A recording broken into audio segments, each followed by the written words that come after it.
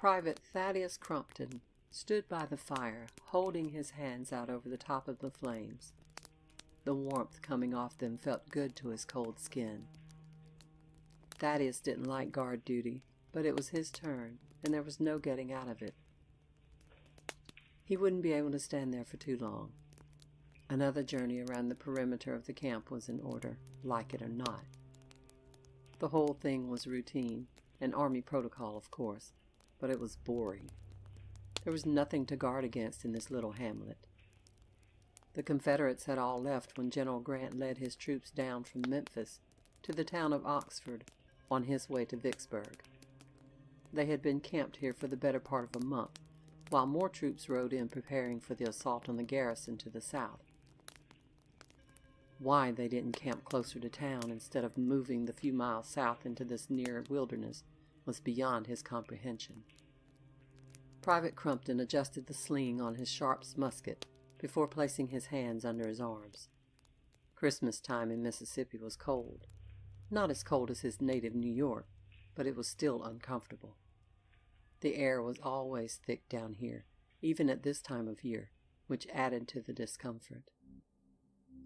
Making his way to the perimeter, Thaddeus stopped and looked back at the encampment. There wasn't much to look at, just tents filled with sleeping men and the smoke from fires in various forms of decay filling the air. With a sigh of breath that looked like he was adding to the smoke, he continued on his rounds. To his right was a stand of magnolia trees with a modest-sized home, albeit 2 stories high, sitting just on the other side. Not the home of the local plantation owner. No, that was further back on top of a hill. On the other side of the camp lay a thick forest of giant old-growth oak. He wasn't sure what lay past that, but would find out tomorrow. A Confederate raid on their supply depot in Holly Springs the previous week forced them into confiscating anything they could find to fill their stomachs. There wasn't much left to take from these people, and the foraging expeditions were going out further each day. Just as well, Grant was pulling out soon, and he would be glad to be away from here. The locals' dislike for them had now grown to a burning hatred, but they knew there was nothing they could do about the situation. Thaddeus walked along the edges of the camp. All was quiet as usual. The beaten-down local population could no longer afford any real resistance. Coming along the wood line, he saw another sentry not far in the distance. It was too dark for him to see exactly who it was. Not that it mattered. The man was probably as bored as he was, and just wanted to curl up by a warm fire. Turning his back to the forest, he looked back toward the stand of magnolia and wondered who it was that lived in the smaller house on the other side. He had heard it was a woman, but had not seen any signs of life around the house. Some of the officers had paid a visit, but what they found wasn't divulged to anyone of his low rank. The snap of a twig from within the woods brought Private Crumpton to full attention. Pulling his musket from his shoulder, he turned to look in the direction of the sound, but met only a wall of darkness. His mind began to race. Who or what was in there? He took a deep breath and forced himself to calm down. He knew there wasn't a Reb, or grayback as Sergeant Brampton called them, within 100 miles of this god-forsaken spot on the map. He looked back in the direction of the other sentry, only to see the man had disappeared. Probably went on his rounds, he thought. Thaddeus went about his turn on sentry duty for the following 3 hours, the cold seeping into his bones. Finally, it was time to hand off to the next man. His relief, a large Irishman from Boston, showed up a few minutes late, still yawning and rubbing his eyes. He tried to tell him that all was quiet, but got nothing more than a grunt from the big redhead in return. He sat down on his cot, his body still shivering from the cold. He knew he wouldn't get much sleep as he wrapped himself in his blanket. It would only be a couple of hours before the camp would come alive with activity. Maybe he could at least start the day by being warm. The thundering voice of Sergeant Brampton awakened Thaddeus. Brampton was a brute of a man who had spent his entire adult life in the army. He could neither read nor write, but was a good soldier according to his superiors, even though he was a bit on the bloodthirsty side. Interrogation was his specialty, but the person answering the questions rarely survived the ordeal. Thaddeus hated Brampton, as did most everyone under him. He listened to the sergeant berate him while telling him that a fellow sentry from last night was missing. Private Johansson, the man he had seen along the wood line, had disappeared during the night, most likely deserted, according to Brampton, and he had drafted Crumpton along with 3 other unlucky souls to go find him and bring him back. Sergeant Brampton was angry that he wouldn't be a part of the assault on Vicksburg. The entire mob of an army that General Grant had assembled was breaking camp and preparing for the long march south. Private Crumpton stepped outside his tent. The noise was deafening as the sound of men barking orders mixed with the protest of horses. Movement of the wagons across the ground kicked up a cloud of dust that choked everyone and everything within the encampment. Thaddeus, for his part, was actually glad he wasn't a part of the controlled chaos that surrounded him. He wanted to be gone from this place, yet he didn't care to be on the road to Vicksburg either. The carnage that would follow was a thing he didn't want to see again. With each battle, he knew the devil was somewhere watching and laughing at the scene he witnessed. With the firing of the cannon, the report of the musket, men died on both sides. Heaven and hell were a bit fuller as a result. Private Crumpton, along with Privates Thurston, O'Brien, and Howard, followed Sergeant Brampton along the wood line. Thaddeus looked into the tangle of underbrush that surrounded the timber. The growing light of day almost disappeared in the heavy shadows of the forest. A chill went over him that had nothing to do with the cold air that enveloped him. There were places in his home state that people avoided, but he was a stranger in this land, and who knew what ghosts haunted this wood? Thaddeus and the others scanned the ground at the wood line while listening to Sergeant Brampton curse Johansson. The reason they were searching here was because this was the last place anyone had seen him. No one in the camp had laid eyes on him since he went on sentry duty the night before. Thaddeus told the sergeant repeatedly that one minute Johansson had been standing there and the next he was gone. This only made the sergeant curse more until he found Johansson's musket lying just inside the tree line. The men came to his side and saw the same thing. Someone, or something, had left a trail through the thick underbrush going into the woods. "Goddamn graybacks!" Brampton roared as his face turned a bright shade of red. "It's a miracle they didn't get all of you deadbeats." Thaddeus and the other privates stepped into the forest behind Sergeant Brampton. The trail left by whoever had taken Johansson was easy enough to see, as if the kidnappers didn't care if they were followed or not.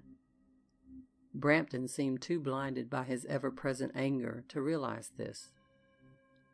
The sergeant could tell you where every enemy was standing to a man, his rank, and if he was a good soldier or not.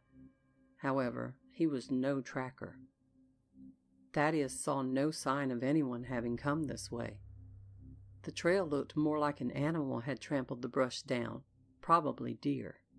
However, his superstitions from childhood were coming back to taunt him. Tales told to him as a child growing up by his grandfather about the things that walked in the woods, how ghosts would haunt the woodland and terrorize anyone who dared to step foot there. Thaddeus's rational mind told him they were only tales to frighten children into doing as they were told, but he was no longer a child. He had been in combat, seeing the elephant more than once, yet this was something different. He looked up through the thick canopy of trees to see heavy gray clouds rolling in overhead, bringing a cold northwest wind with them. The short winter's day would soon run out of light, and he wanted to go back to camp. The other 3 men did as well, but Sergeant Brampton would have none of it. He was determined to find Johansen and the graybacks that he was certain had taken him. Thaddeus doubted that was the case, as Johansen had wanted no part of this war. He heard Sergeant Brampton curse loudly as he came to a stop on the trail. He watched the sergeant bend down and pick up a torn and bloody blue coat. Brampton swore someone would pay for this deed before dropping the rags and trudging forward. Thaddeus and the rest of the small party of men broke through the thick brush into a small clearing. The sight they beheld turned their stomachs, even that of Sergeant Brampton. On the ground lay the torn, half-eaten body of Private Johansen. Large chunks of flesh had been ripped from his body. His blood covered the ground, and his guts hung from a nearby tree. Each man could only stand there in stunned silence. They had all seen what cannon shot and mini balls could do to the human body. However, none of them had ever seen anything such as the sight before them. What in the name of all that is holy could do such a thing? O'Brien whispered to no one in particular. The forest became eerily silent before anyone could offer an answer, so quiet that Thaddeus could hear his heart pounding in his ears. All 5 men jumped at the sudden sound of heavy footsteps surrounding them. The thundering footfalls sounded like a combination of men and horses, but none could see anything moving in the thick brush. Sergeant Brampton barked orders to fix bayonets and form a defensive circle. As each man took up his position, the forest erupted in sound. Ear-shattering howling rang through the trees, penetrating each man, making their very bones vibrate. The howling became too much for Privates Thurston and Howard, as both men broke ranks, ignoring Brampton's curse-filled order to stand their ground. Thaddeus wanted to join them, but his feet had frozen to the ground where he stood. Thurston and Howard barely made it into the brush before their screams mixed with the howling that soon turned into snarls and unearthly growls. Thaddeus listened to the tormented cries of the dying men as their flesh was torn from broken bones. A low, guttural growl from behind the remaining men caught their attention. Turning, they saw a thing from the pit at the edge of the clearing. Thaddeus thought his mind had given way at the sight of what looked like an 8-foot-tall wolf standing on 2 legs, covered in thick black fur. How could such a thing be? He thought. This was a nightmare in the flesh before them. O'Brien raised his musket and fired. Thaddeus lost his breath as the mini-ball struck the creature full in the chest at almost point-blank range, yet had no effect at all.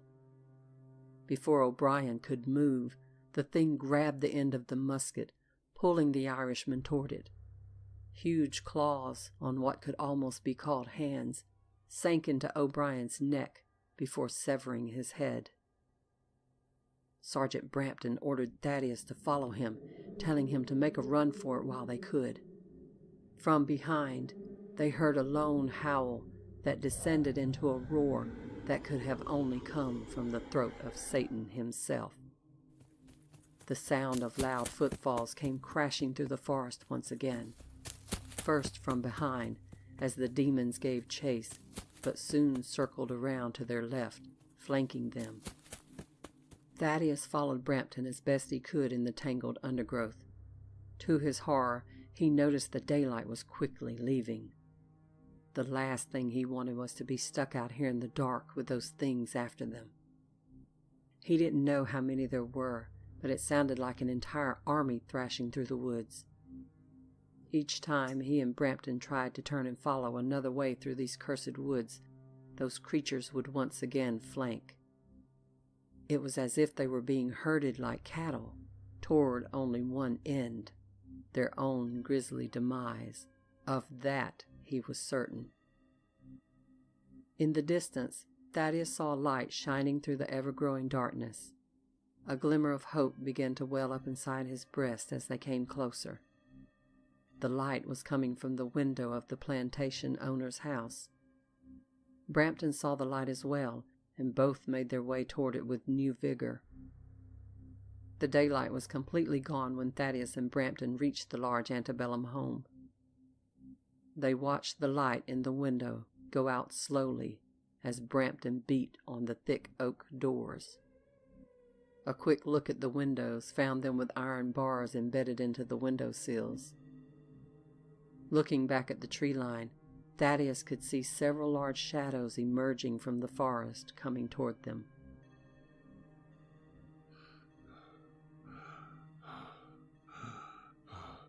Look, Brampton said through labored breaths, pointing at the smaller house at the bottom of the hill.